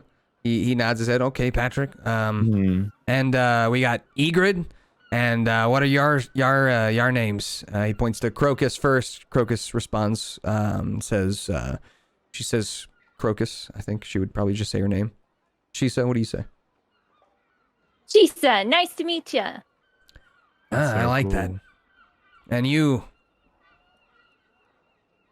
Fergus. My name's Vargas. Vargas. I like that. Well, and you back there too, Mr. Gloomy in the face. And he points to Victor. And Victor just kind of nods his head and says, "My name is Victor." And then you guys are all let onto the ship with your backstage passes. As you walk up the dock, you hear intense booing from the line behind you. "Boo! Boo! Let them in first! Boo! They cut the line! Boo!" Like just a bunch of people just kind of hooting and hollering. I stick my middle fingers out at them. You get a few cheers from the back of the line, and then from the guy at the front, the dwarf who's letting people in, who gave you these passes. He yells, "Hey, shut up, all of yous!" And they all kind of pipe down. "Shut up, or none of y'all are getting in." So Yeah. you guys head onward up into the ship, and you hear from behind you one last holler. "I'll be up to talk to the band about your idea, Fergus." That was good, mate. Can I come with you? I wanna, have a wee chat with the band. Not as like just casual, just the same way we've just had a wee conversation. Just so they can hear it straight from my mouth and see how serious we are about this. You know? Yeah, I can come along. After the show, you've got the backstage passes. We can all go together. I think, listen, because the band will be tired, they might not be that interested. They might have had a couple drinks. I reckon, mate, 5 minutes in and out. Boom. We'll just have a wee chat with them, and I'll just piss off when I leave you alone, okay? Persuasion check, please. Man, you mean I'm not charismatic enough? Aye, we can probably make that work, but it's gonna have to be a quick conversation.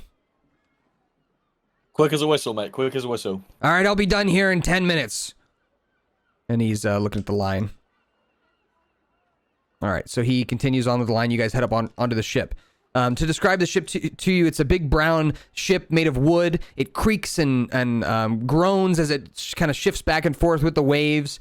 You can hear a dull thudding music from below deck, and you see the crowds of people are actually heading downward below deck. This ship is huge. It is, I would say like half a cruise ship sized. So it's pretty big. And all the people that are going downstairs they all have these shirts on, and they have it has the symbol of the band, the skull with the crossed guitars and all that good jazz. And they're all heading down below deck. On this level of the ship, like on deck where you're at, doesn't really seem like anyone's stopping to really do anything or look around at anything. There isn't really much to see. The controls of the ship are presumably below deck, as you saw that there were windows on the front for a captain to look out of. So presumably you're gonna have to go down a level to get to like where the captain's chair is and all that stuff. And then presumably that's also where the band will be doing their show, in the big cavernous opening in the middle of the ship. So you guys head down into the cavernous opening, where there is basically a miniature stadium inside this ship. There's a big stage with bleachers all around in kind of an ovular U shape, and people are all sitting in the spots. You're noticing it's getting pretty packed up, and as you walk in, there's another dwarf. This time, he's not wearing one of those Viking helmets, and he's a little bit taller, a little bit burlier, and his skin is kind of gray, and he's got a big scar across one eye. He looks like he's security. It even says security on his shirt, and he says, "Hi, you're all got the VIP passes. Yep. He like waves you through very quickly. Yep. And then he waves you through to basically where the front of the stage is. You get kind of front stage spots to stand for the concert. And as you guys are chilling there, everyone go ahead and roll me perception checks, please. Isn't this great, everyone? Aren't you guys glad we took this one? I get the worst perception checks. Oh my god. What are these zeros? That's 2 zeros today. And then the weed. It's definitely the weed. Yeah, probably. It's Leon, all them magic cigarettes you're smoking, Casey. All right, so she said you don't really see much. Egrid, you don't see much. Fergus, looking around, you see that there are probably enough spots for about 500 people to sit in here. So it's a pretty big, little stadium, I guess. I don't know, oxymoron. Anyway, you see that. Leon, with your natural 20, looking around, you also see that it can pack about 500 people in here. And on the stage, you notice all of the instruments of the band. There is a drum set, 2 guitars, and a big saxophone in the middle of the stage, with microphones in front of all of them. And they're all hooked up to what look like these magical gems that are powering these like electric guitars and the microphones. So there's like these magical gems that basically act as batteries for these things. And they're on either side of the stage. And these wires kind of hook to them and hook around them. So that's kind of where they're getting their projection for their band and all that kind of good stuff. So that's what you get with a natural 20.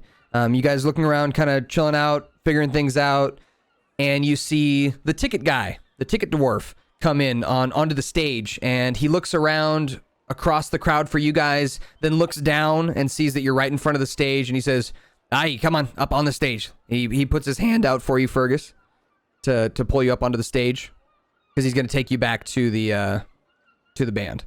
So you were the only one who asked, though, so he doesn't reach out for the rest of your group. Okay, so he reaches up, he brings you up on stage. I'll be back in a wee bit, besties. All right.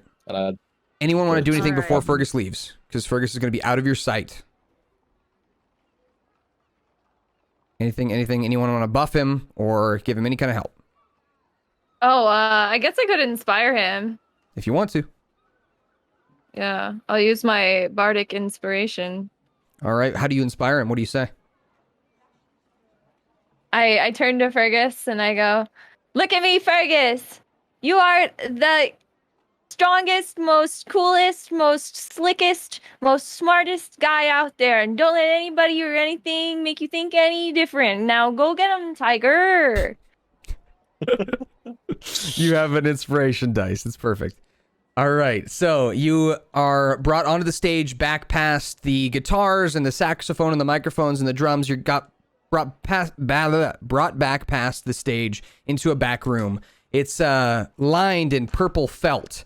And inside this room, you see 4 dwarves, all with sunglasses on and these big, huge black beards. They're all leaning back. One of them is on the couch, kind of laying down on his back, and he seems like he's sleeping. He's got his arms crossed on his back. They're all wearing like these leather jackets and pants with these silvery chains and things on them. And one of them is drinking out, like straight out of a bottle of whiskey, just drinking it. He's leaning on like a bar that's back here. Again, it's all covered in this like purple felt. It smells really alcoholic back here. And then the other 2 are playing a game of cards on a small table and kind of back and forth. And as you walk in, the ticket guy, he kind of pushes you forward a little bit, not like harshly, just, you know, kind of nudges you forward. And he says, "Hey, gentlemen, you got a visitor here, a fan that's looking to maybe procure a trip from us and is wondering if maybe he can get a discount if you're looking for anything on the island." And the one who's drinking the whiskey, he raises an eyebrow behind his sunglasses. You can see his eyebrows raised. And he says, "Oi, what kind of thing you thinking, man?"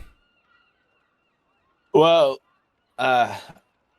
first of all, I'd just like to correct your crewmate, as I'm sure you have a very colourful career, but I'm here with 4 of my friends, and we're on a pretty serious adventure to try and find out / free my dad from a spell. And unfortunately, our journey, or fortunately, takes us to Jurassor. And I know it's an island that's not visited frequently. Many people go there and never return.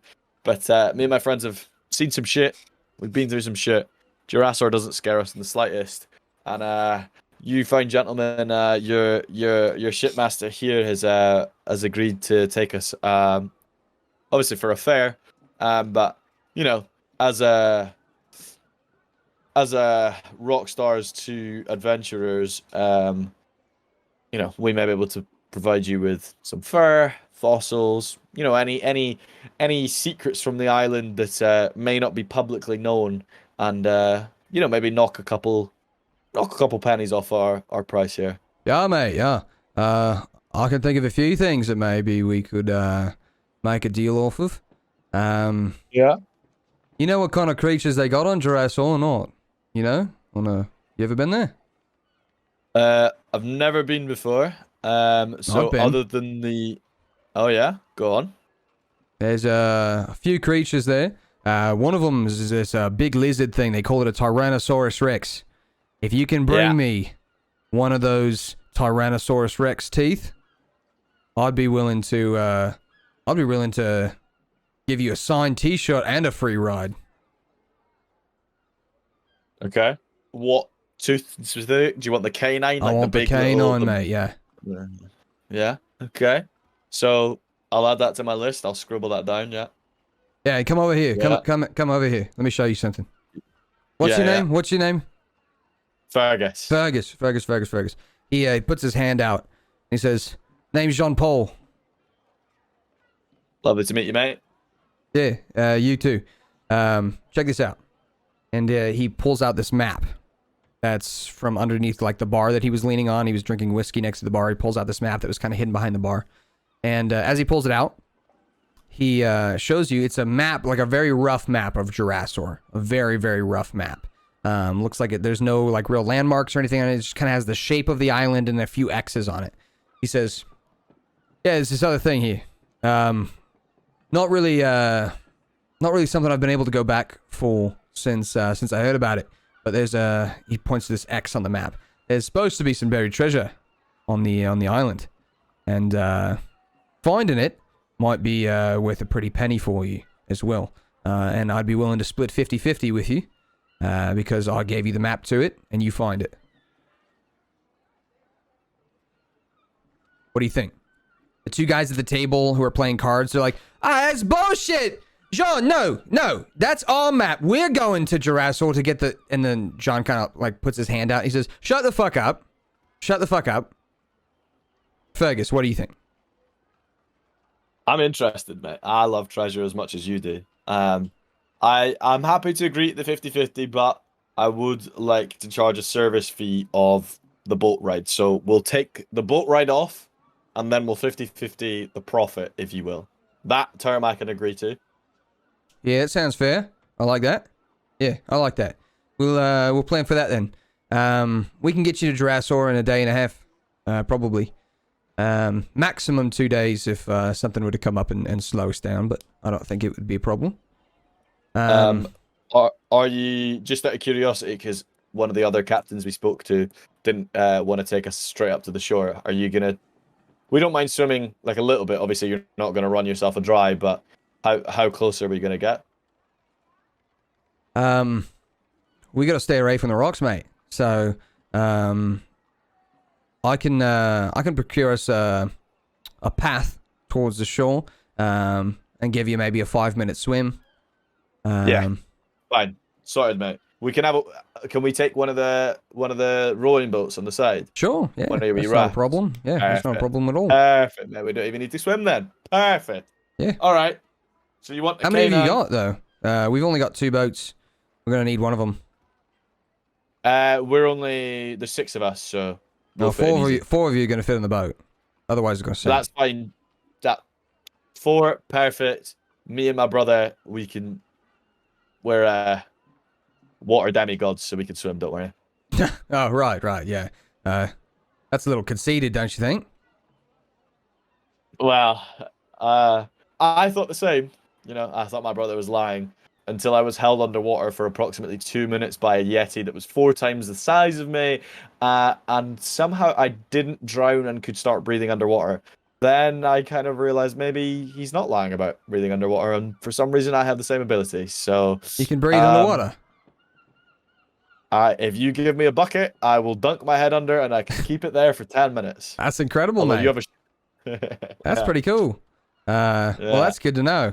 All right, and you said your brother can do that too. Yeah. Yeah, that's pretty cool. All right. Yeah. Well, I see. The other thing is, then we're gonna have to wait for you. Then, yeah, we'll wait for you on the edge of Jurassor. We'll dock out there, and we'll wait for you to come back since we need the treasure. Yeah. I don't mind how you want to. Do you have anywhere you need to be? I don't think so. How long do you think you're gonna be? I'd say to get to this treasure, it's probably a day's walk into the island. 3-4 days on the island max. All right, yeah, we can handle that. That's not a problem. 5 worst case. Hey. He hollers over to one of the guys who's playing cards at the table.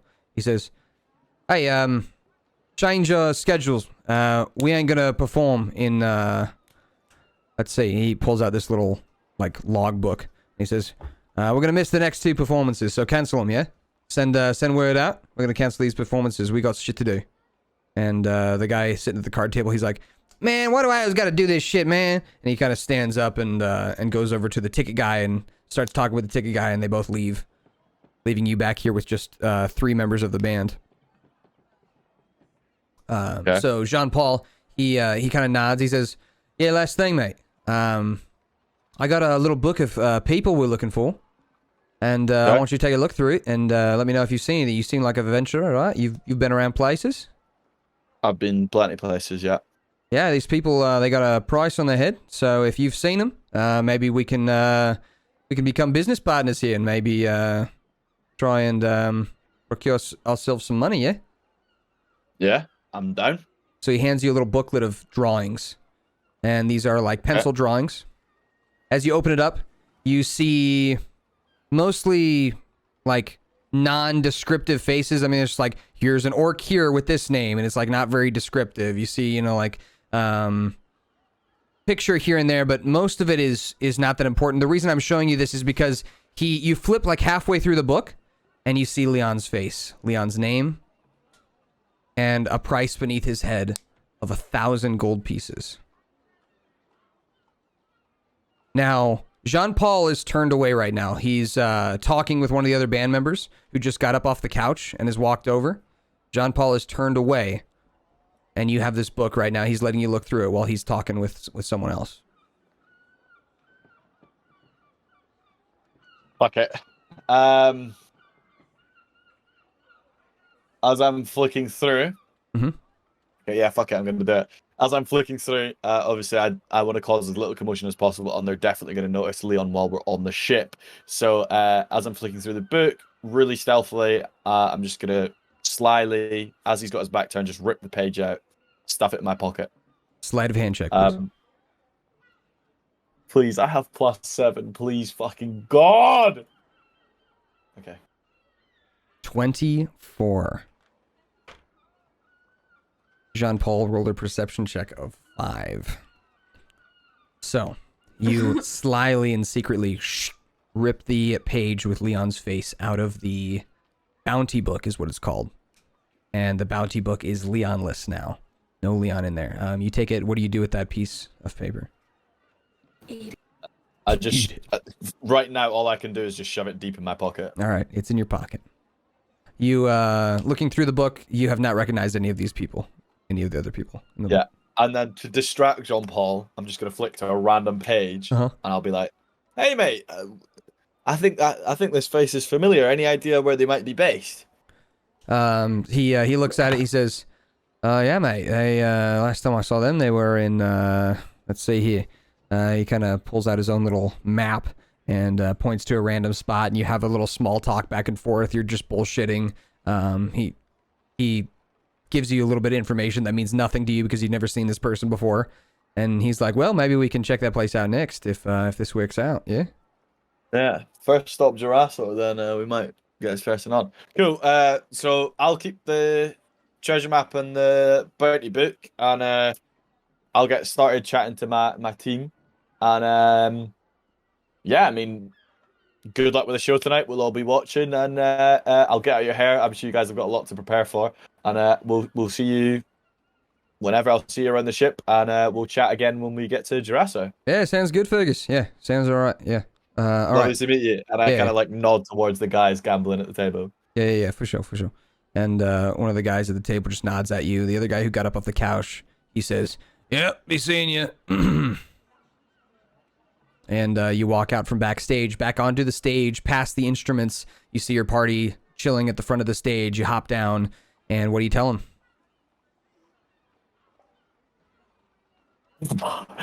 Okay, besties, there's a lot to dissect here. Okay, so 4 or 5 things.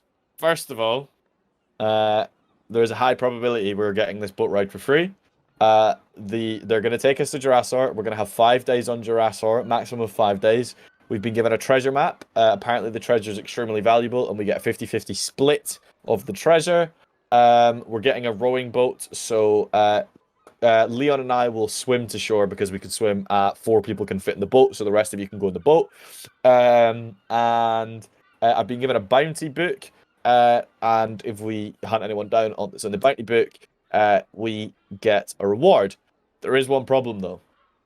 Leon was in this bounty book. Now, I have removed Leon from the book. They didn't notice me doing it, but I have a feeling that the ship's captain is quite clued up, and I have a feeling he may recognize Leon. So I think we're gonna have to either keep Leon in a low profile somehow. We've got the treasure map, right? All we need to do is we need to just get to Jurassor. It's fine if we get stranded there. We can worry about getting off the island later. But we need to get to Jurassor without any issues. So I think we either keep Leon in the cabin, or we somehow come up with a really fucking good disguise. But Leon is on the shit list. And I just want to let you know, it was for 1,000 gold pieces. So this is like a mega shit list. So we need to be careful. And that's kind of what we spoke about. We could be rich. We could lose Leon. 6.5 dozen. So what does everyone think about that when Fergus comes down? Does anyone say anything back? Or you all just kind of nod your head and say, okay? I mean, it's certainly a risky plan, but our hands are really tied. I mean, there's not much we can do. We're already on the boat. We've paid. Like, we need to... I think we just need to power through. We've got the VIP passes. I think we just need to keep you as low of a profile as possible, Leon. Plus, not to be crass, but what's another shit list at this point? I mean, we have like an actual god monster in hot pursuit of us, and like much bigger shit lists to worry about. This doesn't seem like too big of a deal. True. All right. Egrid, Shisa, anything you guys want to do? Not that I can think of right now. No thoughts, head empty. No thoughts, head empty. All right. Before we head off for the day, the band comes out onto the stage and they begin their performance. It's rocking and rolling as the entire ship is a blast with music and dancing and people sweating and mosh pitting around you. Everyone, go ahead and just roll me a... let's do a performance check. Oh. No, that's the worst outcome. Finally. Oh, no. Okay. I got a natural one, baby. Okay. So this performance check is... I really hope they don't spot you in the crowd, Leon. Fuck me. I'm fucked. So nervous! My awful dancing sells us out. All right. So bouncing back and forth, you guys are pushing back and forth, doing kind of like a mosh pity thing down in the front. Leon, you kind of fall backwards into the crowd and knock a few people over because you're way bigger than everybody else. Shisa, you elegantly bounce between people and push people around and are dancing and having fun. In fact, Shisa, even some people like share their smoke with you if you want. They share some money with you and like buy drinks together and food together, having fun. Yeah. So Fergus, you kind of not really enjoying yourself, not really able to even see the stage because you're so short. Kind of getting pushed around. Egrid, you're having an average time. It's a concert. It's nothing crazy. And at the end of the performance, after everyone's done rocking and rolling, and Leon, you fell backwards and you hit some people and like you piss some people off, but for the most part, I mean, you make it through the performance fine. Nobody's hurt. At the end of the performance, they say, "We've been the Bloodbones, and this show is sponsored by Gormok the God Butcher!" And everyone starts cheering. And oh shit, dude. that is where we're going to end it for today. I like that there's a punk rock band being the propaganda arm of the bad guys. So that is that's the show for the day. We're going to end about 30 minutes early so that I can prep for next session. Sound good? Mm. All right. Yeah. Any questions anyone has? The silence is deafening me. I'm a little unclear on who is pursuing me. It's my old captain, yeah? It's like the fleet? Yeah. Right, or is it like a criminal thing? It's just a general bounty, I feel It's like. a general bounty. General bounty. Oh, okay. So we don't really know. Okay, got but it. it's your captain is probably the one paying out the 1,000 gold. So like We can assume. Yeah. Yeah. Okay. So bring I wasn't sure. I Leon's missed head that. to me and I'll give you 1,000 gold type thing. And he sent it out to all the Okay. pirates he knows.